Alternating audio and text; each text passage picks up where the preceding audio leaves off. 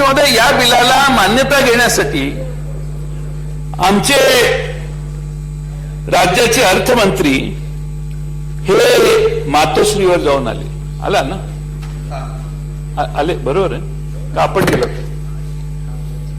अर्थमंत्री गेलो नाही अर्थ काय अर्थ जायलाच पाहिजे ना, असं कसं?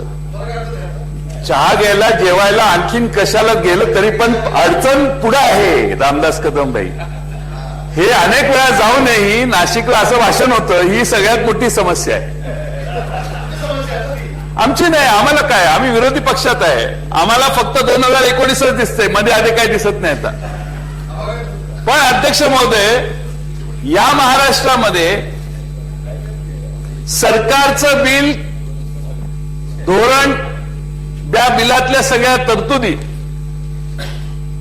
या अध्यक्ष महोदय बाहेर कुणाला तरी जाऊन चर्चा करून सल्ला मसलत करून त्यांच्या सल्ल्याने हे बिल सभागृहात मांडण्याचा प्रयत्न जर होत असेल तर अध्यक्ष महोदय, मला खात्री आहे मुख्यमंत्र्यांना लोकशाहीची सगळी मूल्य माहिती आहे. या सभागृहात येणारा प्रत्येक विषय कसा आणायचा असतो हेही मला वाटतं त्यांना माहिती आहे. हे नाही जात तिकडे.